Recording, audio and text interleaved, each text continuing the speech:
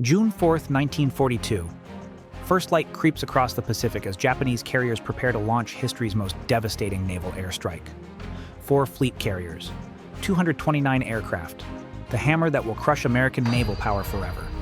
But let's change one thing. Buckle up, because this gets weird fast.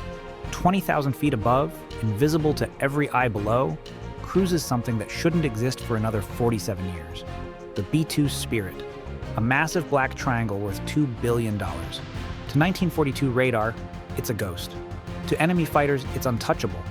So what happens when the most expensive military aircraft ever built faces the Imperial Japanese Navy at the height of its power? This isn't your grandfather's B-17. The B-2 Spirit looks like something Batman would fly if he decided to level cities instead of fight crime. That flying wing design isn't just cool looking. Every angle deflects radar waves like a mirror deflects light. Here's what this aerial phantom carries. 80 smart bombs that can hit a parked car from 8 miles high. Each bomb packs 2,000 pounds of explosives. That's enough firepower to sink a destroyer with one hit. Total payload. 80,000 pounds of precision destruction. But here's the scary part. To 1942 radar systems, this 172-foot aircraft has the signature of a hummingbird's shadow. Enemy radar sees empty sky while death approaches unseen. No warning means no defense. Their best radar operators stare at blank screens as destruction flies overhead. The bomber's brain is equally terrifying.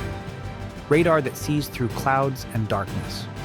4 engines push it at 630 miles per hour. That's twice as fast as Japan's best fighter. At 50,000 feet altitude, it cruises in air so thin that 1942 engines can't even breathe.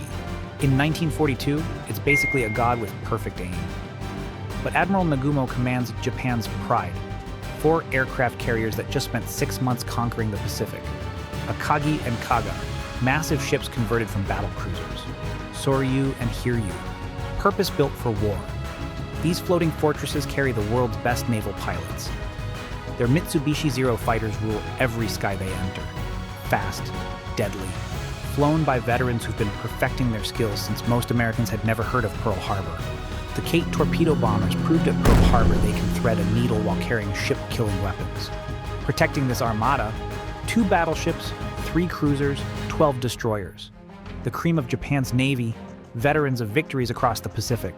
Their anti-aircraft guns can fill the sky with steel. Their fighters can climb to 38,000 feet on perfect days with perfect weather. But here's the thing. Their absolute ceiling is 38,000 feet. The B-2 cruises at 50,000, picking targets like items from a restaurant menu. At dawn, the Spirit's crew gets to work. No dramatic dive attacks, no heroic gun runs. Just cold, calculated killing from the edge of space. The bomb bay doors open silently. The first smart bomb drops, guided by satellites that won't exist for decades. Akagi never sees it coming. The 2,000-pound warhead punches through her flight deck like a sword through silk, explodes among fully fueled aircraft in the hangar. The carrier doesn't just catch fire, she becomes fire. 1 second, proud flagship. Next second, floating hell. But the B-2 isn't finished, not even close. The crew moves down their target list with machine precision. Kaga takes 2 bombs, one amidships, one in her magazine. The explosion lights up the horizon. You could probably see it from California. Think about that for a moment. These carriers took years to build, decades to perfect their crews. They're being erased by an aircraft their radar can't detect, flying at altitudes their fighters can't reach, dropping weapons that think for themselves. The Japanese response is brave and completely hopeless. 0 fighters scramble skyward, engines screaming for altitude. At 30,000 feet, they're gasping. At 35,000, they're dying. The lead pilot's engine coughs like it's drowning. His vision blurs from oxygen starvation. Above him, contrails mock him like chalk lines drawn by gods. Anti-aircraft guns bark frantically at empty sky. Their shells explode harmlessly at 20,000 feet.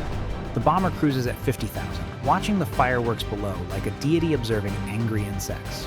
To the B-2 crew, the Japanese fleet looks like toys in a bathtub. Lots of splashing. 0 threat. Soryu takes 3 smart bombs walking down her flight deck. The first cracks her spine. The second ignites her fuel bunkers.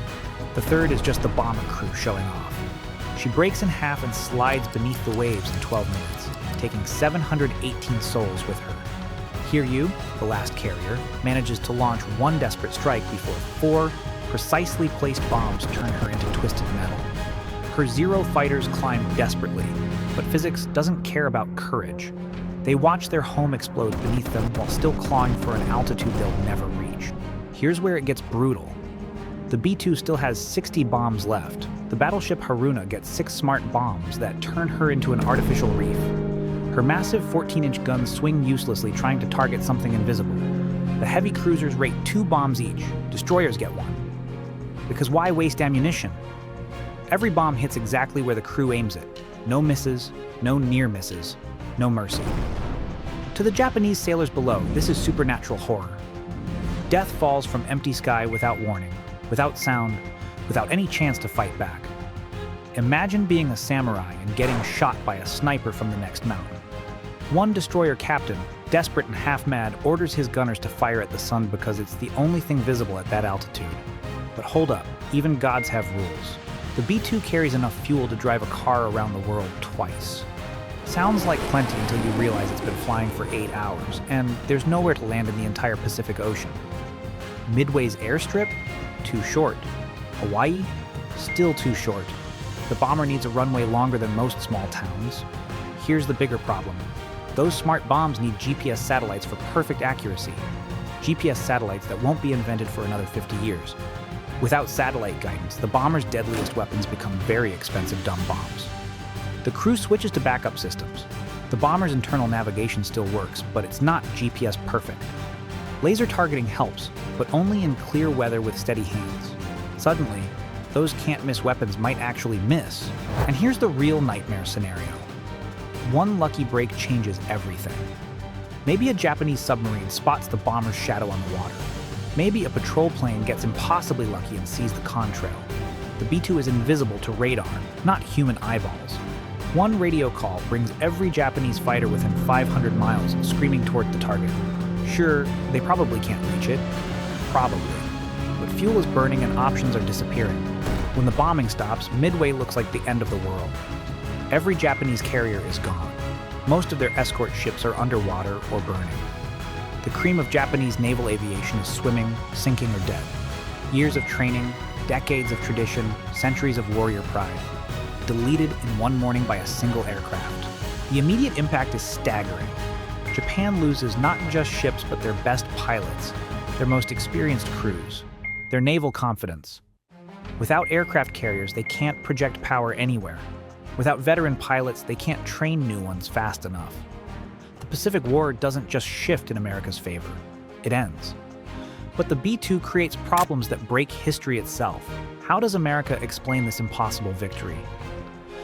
Our secret time-traveling bomber handled it doesn't exactly work in newspaper headlines. Do they claim divine intervention? Submarine attacks? The truth sounds more fictional than any lie they could invent. The Japanese military faces an existential crisis. Their entire battle doctrine assumes air superiority through superior pilots and tactics. Now, they know something exists that makes their best aircraft look like paper airplanes. Do they surrender immediately? Fight harder out of desperation? How do you plan a war against technology that shouldn't exist? And what about the B-2 itself? Even if it somehow reaches a safe landing, it needs maintenance from the future. Specialized computer chips that won't be invented for decades. Stealth coding materials that don't exist. Jet fuel refined to specifications nobody understands. It's not just a machine from the future. It's the future itself, slowly dying in the past. Maybe most terrifying of all, other world powers now know this technology is possible. Germany redirects every scientist toward cracking stealth flight. Japan throws everything into developing invisible aircraft. The Soviet Union does whatever Stalin decides, but with even more paranoia than usual. The B-2 doesn't just change one battle. It changes how every future war will be fought. So, could one stealth bomber win the Battle of Midway? Absolutely. A B-2 versus 1942 aircraft carriers is like bringing a laser cannon to a musket duel, while riding a dragon in a thunderstorm. But winning the battle might shatter the timeline. Because once you introduce tomorrow's technology to yesterday's war, you're not fighting history anymore. You're creating an entirely new future, and nobody knows what that looks like. Or what do you think? Could one impossible aircraft save the world or accidentally destroy it? Speaking of impossible matchups, ever wondered what happens when history's deadliest aircraft attacked Omaha Beach? Check this out, and I'll see you next week. Thanks for watching. History's more fun when you break it.